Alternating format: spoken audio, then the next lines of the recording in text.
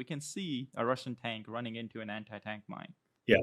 I mean, there are anti-tank mines all over Ukraine, and it's a great way to stop a tank or anything like that.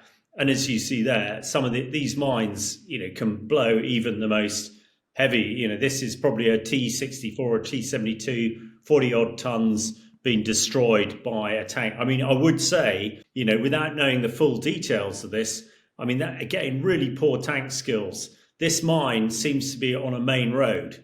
Now, for a tank going across a main road, you would assume that it would be mined. So going over this, the other thing, it's sort of going up and exposing itself by going onto this slightly bit of higher ground. So I expect what the tank should have done is probably come down the road that we can see towards us, check out that the main road it wants to go over is clear, and then go over it. The other thing, of course, that one would expect it to have, and maybe the Russians don't, is again have reconnaissance drones, which they can fly in front of the tank that will see where these mines are, because on a metal tarmac road like this, they're very easy to spot. It's when they're dug in under the ground and you can't see them that it's becoming more challenging. But one of the dreadful legacies of this war are going to be mines. Millions and millions of mines have been put all across the front line, and not just tank mine, anti-personnel mines as well, which,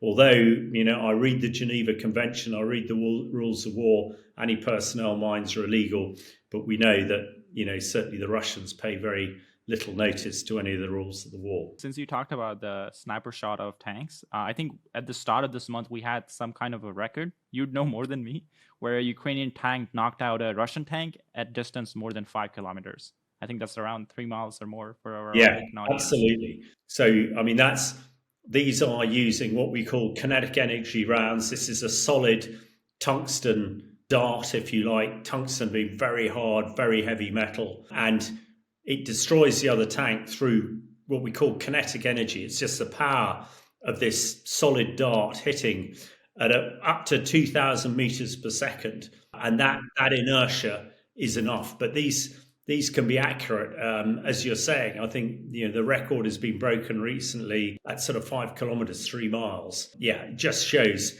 how devastating these vehicles can be. And as they're developed and get longer range, also having tanks firing other type of weapons, anti-tank guided missiles as well, again extends the range. And they can extend the range because they've got drones supporting them. Because even the best tank sight, over 3 miles, it's difficult to get a picture.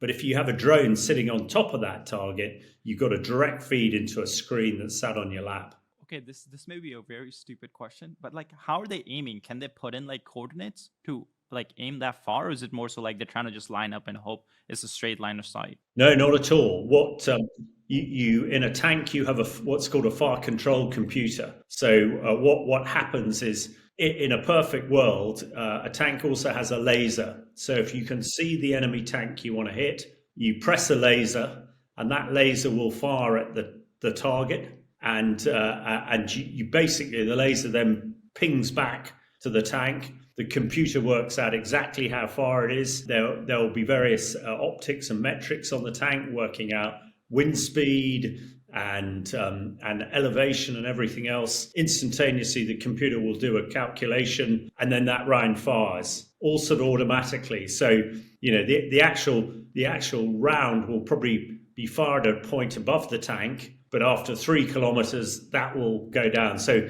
it's a pretty precise science. It's in the olden days, it was a bit like firing a rifle over a little, what we call an iron sight. But now it's far more sophisticated. Here we have an American volunteer soldier who captured 4 Russian soldiers, and this was a week ago. Oh, not even a week ago, 2 days ago. Wow. This is when the footage came out. We don't know when it happened exactly. I'm guessing somewhere around there. Well, I think, the fighting on the front line is incredibly, it's not quite hand to hand, but soldiers are very, very close indeed. You see a lot of conscripts on the front line, pretty poorly trained.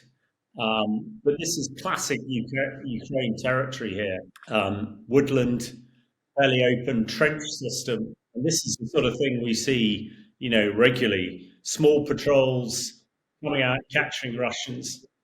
I mean, interesting enough, you know, these guys don't have any camouflage on them, which is very strange.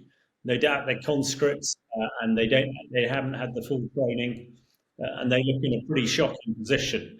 Uh, some of the stories coming out of how Russian soldiers are treated on the front line, are pretty horrific.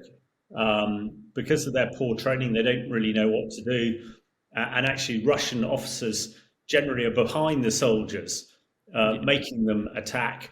Otherwise, they get shot. And as such, if they can surrender, like these guys are, they're pretty happy to do it. But this sort of thing is happening pretty regularly. I think the other thing to note here, as American and British soldiers, they would have helmets, they'd have body armor, bulletproof armor. You're not seeing any of that on Russians, which is pretty horrific. And we're looking at a trench system here. The trenches are exactly the same as the First World War. I mean, this is a First World War type battle, First World War type trench. These trench systems go for about 800 miles on the contact line, between the Russians and the Ukrainian soldiers. Quite horrific. And as we may have discussed before, the Russians are using a lot of chemical weapons, throwing a lot of chemicals into these trenches to get people out. Because if you're sat in a trench, you're pretty safe from direct fire and artillery fire. But the Russians have been trying to get the Ukrainians out by using an awful lot of chemical weapon called chloropicrin. So this is warfare from 100 years ago, but being fought, in the 21st century. It's remarkable that we're in this sort of position. and I think you're the one who first brought my attention to it, where they just throw something in the trenches, which just takes out the oxygen, right? So the soldiers have to get out. That's right. They use it's something called chloropicrin, which was one of the first chemical weapons used in the First World War. It's better known today as riot control agent, or CS gas. It's really unpleasant, and if you don't have a respirator or a gas mask, you can't hang around there. You've got to get out. The other thing that it does, it sucks all the oxygen out of a trench, so you can't actually breathe. It's a morbidly clever type of warfare, but it's a war crime. It's against every Geneva Convention that you can imagine. But again, the Russians are not too worried about committing war crimes. They just want to advance and do what they can. And we've been doing an awful lot to try and train the Ukrainian soldiers, and Ukrainians have received a lot of American and British gas masks recently. So actually, this is now becoming less of a threat. Perfect. And now we have a last clip from Prokof's from yesterday. So I think it may be from tonight, and it's just same infantry battle. Yeah, I haven't seen this one. I mean, you can see this is a incredible defensive positions.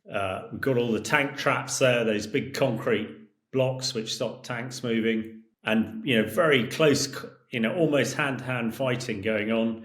Hand grenades into trenches to get people out. This is the most difficult sort of fighting you can ever do. It takes an incredibly brave person to do this and to move forward. And if you're determined, you can be successful. It's, small actions like this can have a really big impact on the war. And, it's little surprise the Ukrainian military are putting these videos on social media, on the internet, to see, quite how successful they are being at close quarters with the Russians. Ukrainians tend to be better trained. And again, we're seeing, Russian soldiers, no body armor, no helmets. This is pretty horrific. I know that they are enemy soldiers, but these kids presumably have very little training, just been pushed in the front line. And, it's their death warrant is signed almost before they get anywhere near the front, because they're not trained, they're not equipped to do it. And, this is, one would suggest, yet another war crime that the Russian generals need to answer for, hopefully sooner rather than later. And I'm guessing this is why they had that condition where all the war crimes, everyone would have an amnesty. I'm guessing that came from the Russian side. Oh, of course. Absolutely. The war footage in the reaction you just watched was one of many videos that we record every single week here at Basics Insider. Our goal is to keep you guys informed and share the reality of Ukraine's heroic fight against Russia. We invite many experts like the former Navy SEAL Chuck Farr, who you just watched. But the problem with posting a lot of these war footage is that, well, YouTube guidelines don't really allow us to post them here uncensored. YouTube often restricts our videos or sometimes even outright deletes it. That's why you saw a lot of blurred and censored footage in this clip. So, to be able to show you full uncensored videos, we built our own platform. This is where you can watch these videos in full length, 100% uncensored. That way we can show you the reality of the war and learn from army experts who have real life experience. So you can join the platform by clicking the link in the description or going to basicsinsider.com. You can also scan the QR code on your screen. Now, YouTube has a habit of restricting our videos because it doesn't consider them advertiser friendly. So if you guys can just take a second to hit the like and subscribe button down below, it really does help us out with the algorithm a lot.